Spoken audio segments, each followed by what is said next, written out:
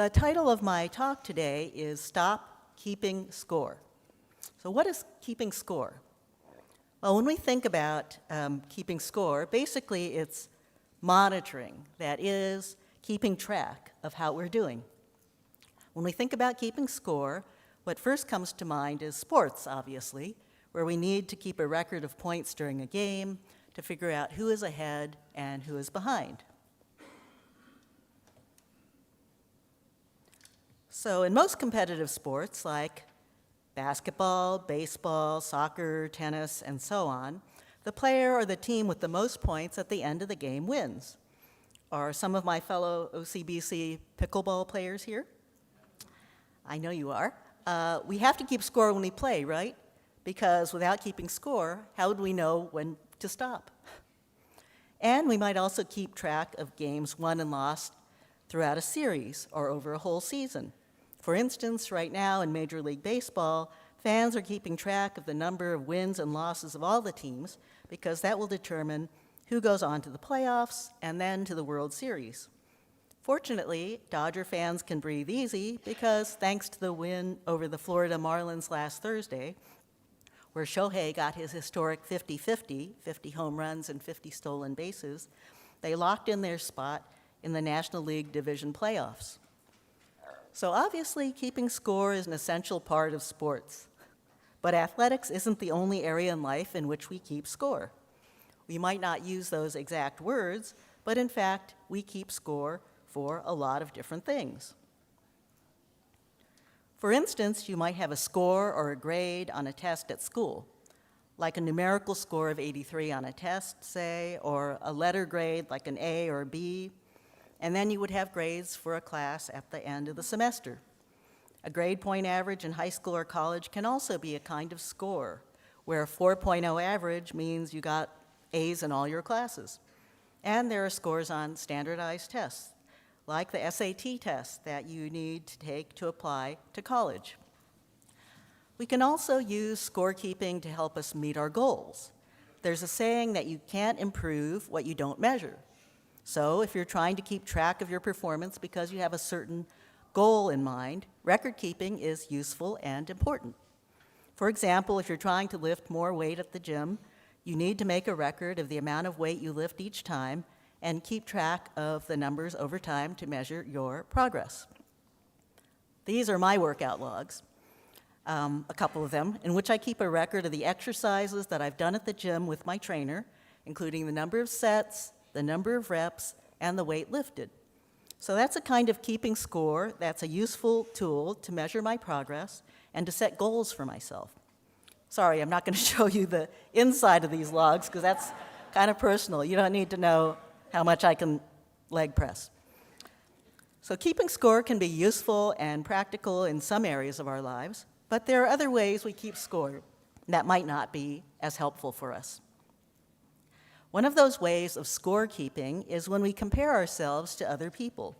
That is, looking at yourself to judge how you're doing compared to someone else, like a classmate from school. You might look at your classmate and size up, for instance, how smart they are, how good-looking they are, how popular they are, or how athletic they are. Then you look at yourself and think about how your intelligence, your looks, your popularity, or your athletic skills compare to your classmates. Say you have a classmate named Josh. So Josh is a good-looking kid. I know this is a cartoon, just take my word for it. Josh is a good-looking kid. He's a straight-A student and a star soccer player. He's got a lot of friends and hangs out with the other popular kids at school, and adults seem to like him too. These plus signs around him are all these positive things that Josh seems to have going for him. You look at Josh, and his life looks pretty great. Then you look at yourself, and you might think a stream of negative thoughts. You might have thoughts like, I'm too short, I'm struggling in math class, I have no athletic talent. These are just coincidental that I happen to light on these things. They have nothing to do with me. I don't have many friends, and the popular kids at school don't even know I exist. These minus signs are the negative thoughts about yourself that you're not happy with. So you have things about yourself or your life that you're unhappy or dissatisfied with.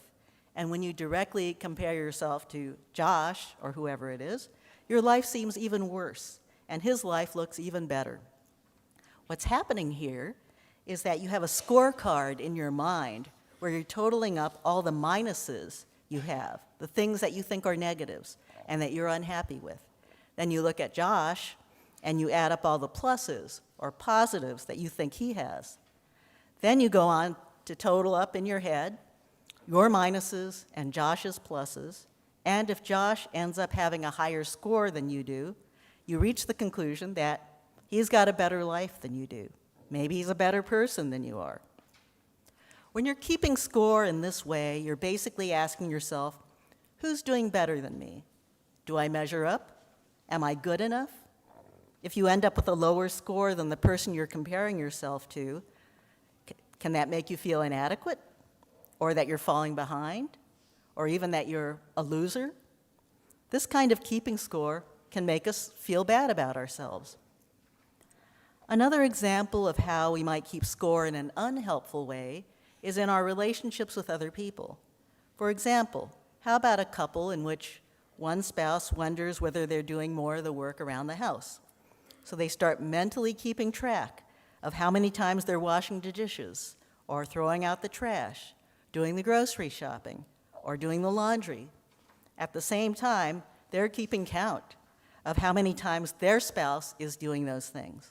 They're keeping score and taking notes and basically collecting evidence to support their case that they're doing a lot more of the work.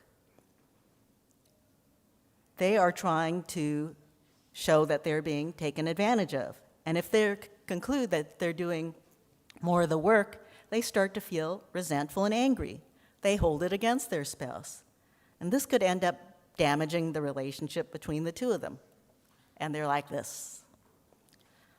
So this kind of scorekeeping in relationships doesn't just apply to spouses. It can also take place between siblings. For instance, a brother might feel that his sister got more attention and praise from their parents than he did, or among friends, where you feel that you're always there to support and help one of your friends, but that person doesn't seem to be there when you really need her. As humans, we're driven to strive and to learn, so it's natural for us to want to measure our performance and feel the urge to keep score in many areas of our lives. But what hurts us is when we use that scorekeeping not just to compare ourselves to others, but then go on and make judgments. Because we judge people or situations and label them as good or bad, winners or losers, friend or enemy, success or failure.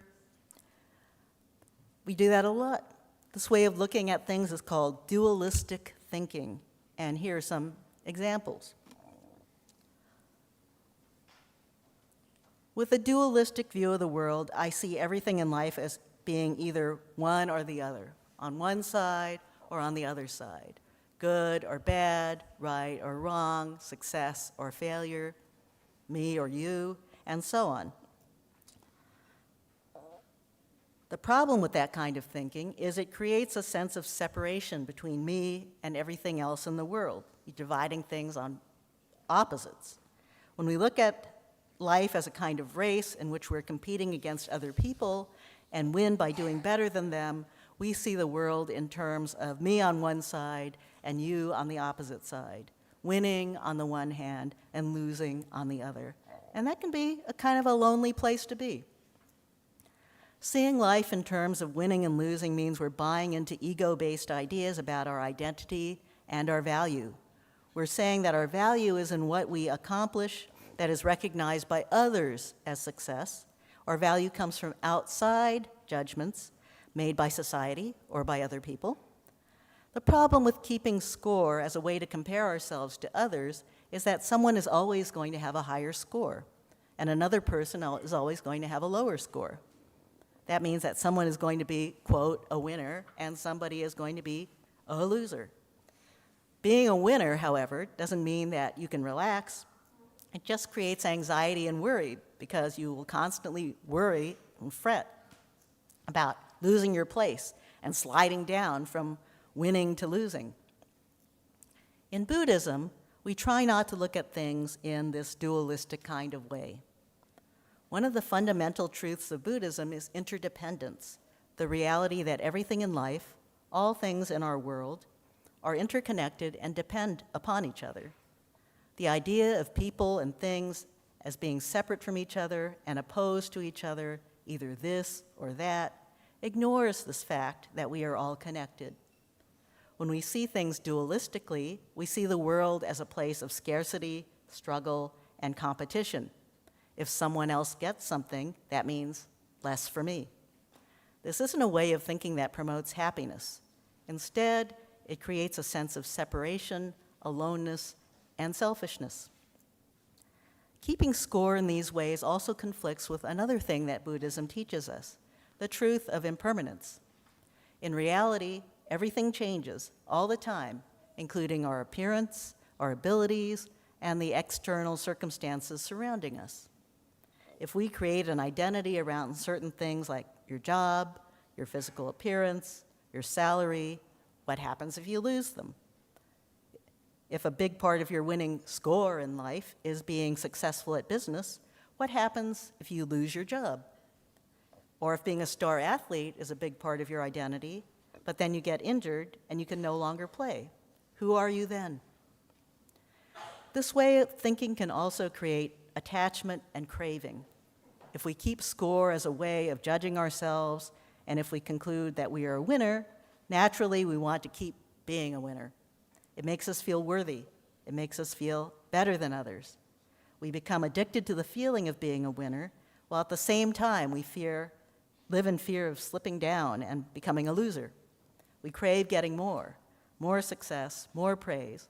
That's a form of greed, and we know that greed, anger, and stupidity are the three poisons. And this greed for wanting to keep getting pats on the back, keep getting the high grades, keep getting the accolades and recognition from other people, that is a form of greed that can become addictive.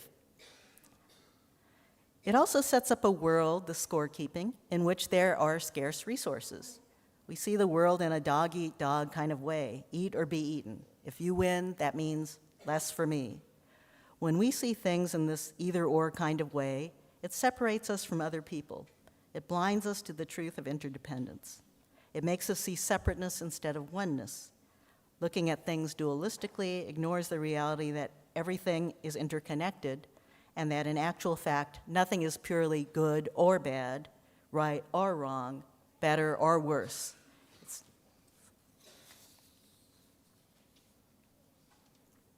Interdependence, one of the fundamental truths of Buddhism, means that everything and everyone is connected, as I said.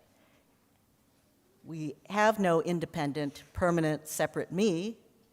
So instead of perceiving the world in a dualistic way, we need to see the world through the eyes of oneness, understanding that we are all connected and that our separateness is an illusion. In reality, everything I do affects others. And in reality, our lives are supported and made possible by countless causes and conditions. I'm not doing it by myself. If we stop seeing the world in dualistic terms, we can awaken to that truth of oneness. So we keep score in sports.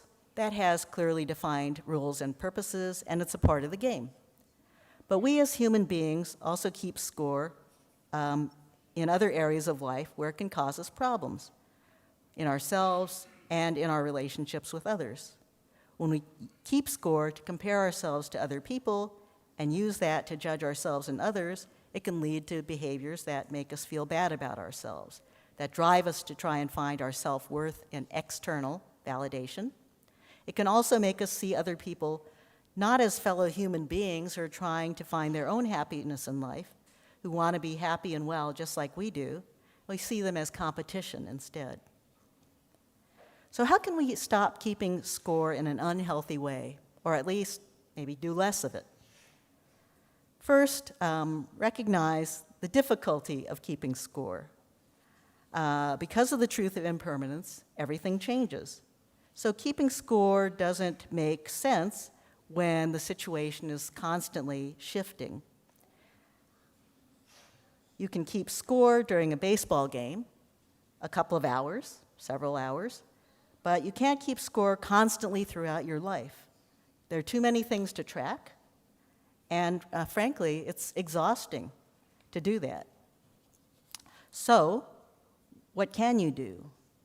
You can recognize the impermanence of things and the inevitability of change, and instead of fighting it, you can lean into it by living in and appreciating the present moment. So put down your scorekeeping pencil, stop tallying the score in your head, and just kind of breathe and exist in the here and now.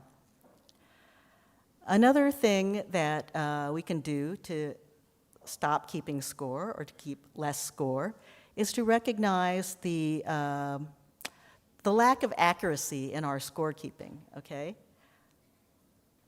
When you look at other people and yourself, you necessarily have an imperfect and incomplete view of things. You can't know everything that's going on in someone else's life, and your view of your own life is likely to be skewed by your lack of perspective, because sometimes the hardest things to see are the things that are closest to us, including ourselves. Because of that, your comparisons and judgments are quite likely to be mistaken. You may think someone else is a better person than you. You may focus on the fact that Josh seems to have a lot of friends and that he hangs out with the popular crowd at school. But when you're stuck in your envy of him and your negative thoughts about yourself, that is, your keeping score, you might not realize that, yeah, Josh seems to have all these good qualities, but you can't see his private struggles. Maybe he comes from a family where he struggles with self-doubt as much as you do because his parents are really putting a lot of pressure on him. Maybe he's constantly beating himself up over every mistake that he thinks to make, even though to you he looks like he's perfect. And you might not see your own good qualities too. Because you focus on the fact that you're maybe not a part of the popular crowd at school, what you don't see is that you're a really loyal and kind person, and that you always have the backs of the friends that you do have. That woman that you think looks so fabulous, maybe she struggles with low self-esteem. Maybe she's having financial problems because she spends more than she can afford on clothes, accessories, and makeup to make her feel better about herself. Since you can't know everything about what's going on in other people's lives, and you likely lack an objective view of your own life, that's a signal that you need to stop back and stop assuming things. That is, stop keeping score. Recognize what you don't know and understand is that everybody's life is complex. Everybody struggles, just like you, even if you can't see it. Focus on what you have in common with others rather than looking and seeing only the separateness, because you have more in common with everybody else than you might recognize. And while we're on the topic of having incomplete information about other people's lives, one thing to be aware of is the influence of social media. Apps like Instagram, TikTok, and Facebook can ramp up our tendency to keep score in unhealthy ways. When you look at other people's social media feeds, you can't help but compare yourself to their great lives and feel that either you have to compete with them or that you're falling short. And that can feel pretty lousy. But when people use social media, especially celebrities and influencers that have a huge footprint on those platforms, they tend to share a very curated, carefully selected version of themselves and their lives. People use filters and lighting and makeup to make themselves look more attractive. They share their successes, but they don't share their failures. That's not a realistic picture of someone's real life, because nobody can be perfect 24/7. And we ourselves do that. We choose to post photos and videos of ourselves and share part of our lives that make us look the best. And I have to admit, I'm guilty of that too. So here are a couple of posts from my Facebook. Here's me on the left with Ralph Macchio from the Karate Kid movies and the Cobra Kai series. So you might think, maybe I just hang around celebrities a lot. Is that typical of my real life? No, but I have to admit, one reason why I reposted this the other day on the anniversary of this first post was because I got a lot of likes for it. So, I'm not immune to that feeling of craving and wanting approbation and approval, right? I can't tell you how many times I run into my friends in real life and they tell me, "You're always going out to eat at the most fabulous restaurants. I see your food posts on Facebook and I'm so jealous." That's because they see Facebook posts like that one on the right with a photo from what really has to be a once-in-a-lifetime meal that we had at the Ennaka restaurant. But that's not my everyday life. What I put on Facebook isn't usually the most realistic look at my life. I mean, I didn't post photos of the Chipotle burrito bowls we had for dinner a couple of nights ago because we were too busy to cook, because it wouldn't look great on Facebook. It wouldn't look good on my Instagram. So everyone has moments where they're sad, when they don't look gorgeous or feel fabulous, when they're not doing exciting things, but those aren't the moments that people share on the apps. So if we want to do less scorekeeping, we should cut back on social media and look at what we do see there with a more skeptical eye.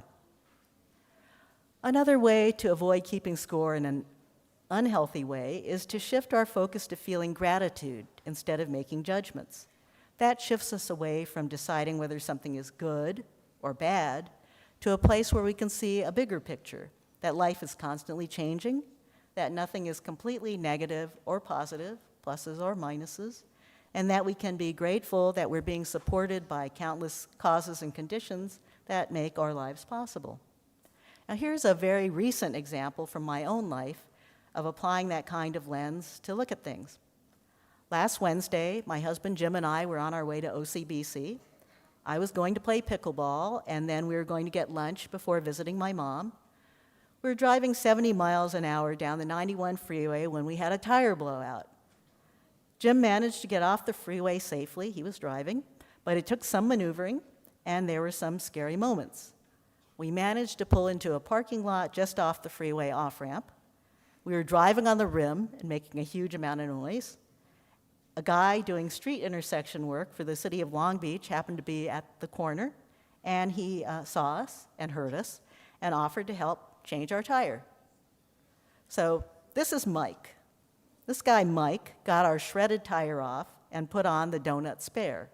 For those of you who don't know what a donut spare is, it's kind of an undersized spare tire in your trunk, and it's meant to replace your flat tire long enough to be able to get you to some place where you could get more help, like get a new tire or get the nail out or whatever.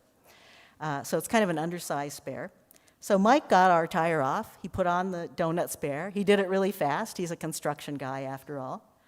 The spare wouldn't get us far, so I looked on Yelp for a tire store and found one a mile away. And see, I don't hate social media. I mean, Yelp was really helpful here. We went to this tire shop, and the guys at the tire shop were quick and they were honest. We bought a new tire, and they were able to install it right away so we could get going. And they had a cute and very chill pit bull. Aw, so cute. By then, I knew I wasn't going to make it to pickleball, but we did still need to get lunch. So I looked online and found a restaurant near the tire shop, and we had an excellent lunch there. So I was happy they had real Hawaiian-style poke, marinated raw fish on rice, and not one of those Chipotle, I really don't hate Chipotle, but not one of those Chipotle-style places where you get some not very good fish mixed with all kinds of random toppings like corn and beets and stuff like that. So after lunch, we went to a nearby coffee shop, and we got iced coffee, which gave us a chance to sit down and finally take a deep breath. So there's my Vietnamese iced coffee, and there's Jim with his milk tea. So, and then we went on to visit my mom at her assisted living. Sometimes she has trouble hearing and understanding us. She has a type of hearing loss that hearing aids don't really help. But that afternoon, she could hear us and understand us pretty well and was able to have a good conversation with us. Now, I could have looked at what happened on that crazy day and said, wow, this was a bad day. We were really unlucky that our tire blew out. I'm so bummed that we have to spend money on a new tire. my plans for the day got all messed up. I didn't get to play pickleball. I still have to write my Dharma talk for Sunday, and this will make me fall even further behind on everything. I won't lie. I did have moments that day of frustration and feeling that life wasn't fair. But you know, when I looked at the day as a whole and reflected on it, I realized that I can't say it was a bad day. We had a flat tire in dangerous circumstances, but managed to get off the freeway safely without getting hurt. When we pulled off the freeway, a total stranger helped us change our tire. Then, thanks to Yelp, social media can be helpful, we found a good tire shop nearby and were able to get a new tire installed right away. Because Jim and I had this misadventure, we found a restaurant with great poke and had a delicious lunch. And then we went to a nearby tea shop where we got some tasty iced coffee and milk tea and had a chance to sit down and talk to each other, which wouldn't have happened otherwise. Because usually when I'm playing pickleball, Jim is sitting in his car in the parking lot, tapping his foot, waiting for me to come out. It's not like we're having a conversation. You know, I'm doing my thing, he's doing his thing. This gave us a chance to actually spend some time together. So when we did finally get to see my mom, as planned, she was having a good day, communication-wise.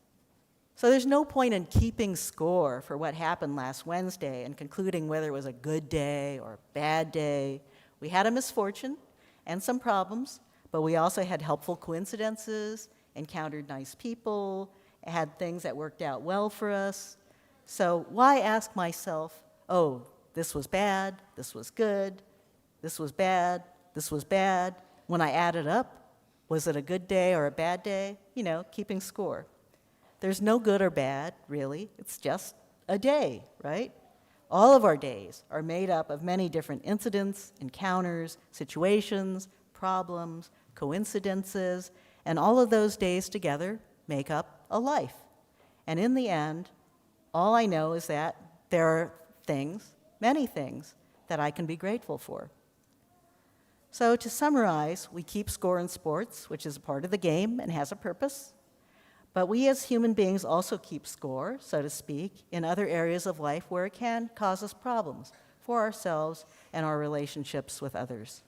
When we keep score to compare ourselves to other people and use that to judge ourselves and others, it can result in us feeling bad about ourselves, creating stress and anxiety in us about losing, and separate us from other people because we feel in competition with them.